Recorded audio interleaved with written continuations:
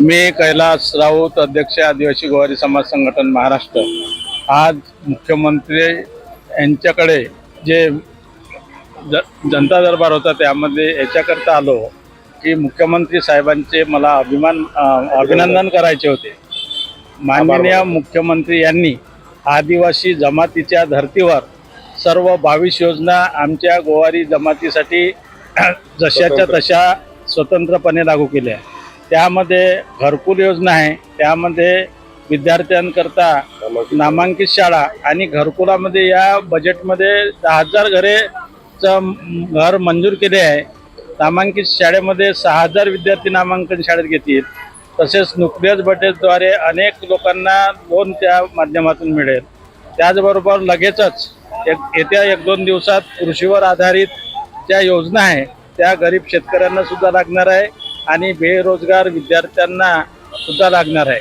आणि नामांकित शाळेमध्ये जे विद्यार्थी आहे त्याच्यामध्ये आम्ही वर्गवाढ करून 1ली ते 12वी पर्यंत नामांकित विद्यार्थ्यांना स्कॉलरशिप सुरू केली। त्याचबरोबर 12वी नंतरच्या विद्यार्थ्यांना महाराष्ट्रातील सर्व जिल्ह्यामध्ये राखीव अशा जागा विशेष कोट्याद्वारे गोवारी जमातीच्याच विद्यार्थ्यांना प्रवेश मिळेल विशिष्ट कोट्याच्या लाभामध्ये।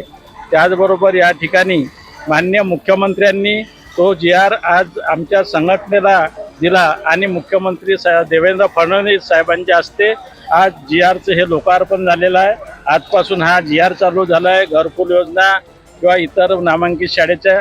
आणि याच्यामध्ये फार मोठ्या प्रमाणात महाराष्ट्राच्या अर्थसंकल्पामध्ये माननीय फडणवीस साहेबांनी निधी या योजनेकरता मंजूर केलेला आहे आणि लवकरच अजून GR येणं चालू आहे। मी रात्रीच 2 दिवसाच्या अगोदर सह्याद्रीवर साहेबांची भेट झाली आणि त्यांनी लगेच निर्णय घेऊन हे 3 GR ताबडतोब काढले आणि त्यामुळे आम्ही सर्व समाजातील मुख्य प्रतिनिधी भंडारा, गोंदिया, नागपूर जिल्हा, यवतमाळ जिल्ह्याचे प्रतिनिधी आलो आणि साहेबांचे आभार व्यक्त केले आणि साहेबांच्या हाताने हा GR मला देण्यात आला। त्याच्यामध्ये पहिला GR आहे घरकुल योजना, गोवारी समाजासाठी घरकुल योजना 10,000 घरे। त्याचबरोबर दुसरा GR आहे विशेष मागास प्रवर्गातील गोवारी समाजाच्या विद्यार्थ्यांना इंग्रजी माध्यमाच्या निवासी शाळेत किंवा जनरल शाळेमध्ये 6,000 विद्यार्थ्यांना प्रवेश। त्याचबरोबर दुसरा न्यूक्लियस बजेट आहे, याच्यामध्ये 15% भरणा करून केंद्र शासन आणि महाराष्ट्र शासन काही त्याच्यात अनुदान टाकून या ठिकाणी बेरोजगार जे इंजिनियर झाले कोणी झाले तर मोठ्या कंपनी उभारू शकतील।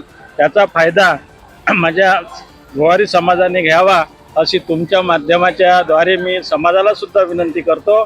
आणि माननीय देवेंद्रजी फडणवीस यांनी आमच्या शब्दाला मान देऊन फार मोठे उपकार आमच्यावरती केलेले आहे। आदिवासी धर्तीवर सर्वच योजना आदिवासीच्या 22 लागू केल्या, त्याबद्दल त्यांचे या ठिकाणी आम्ही धन्यवाद मानायला आलो होतो। धन्यवाद।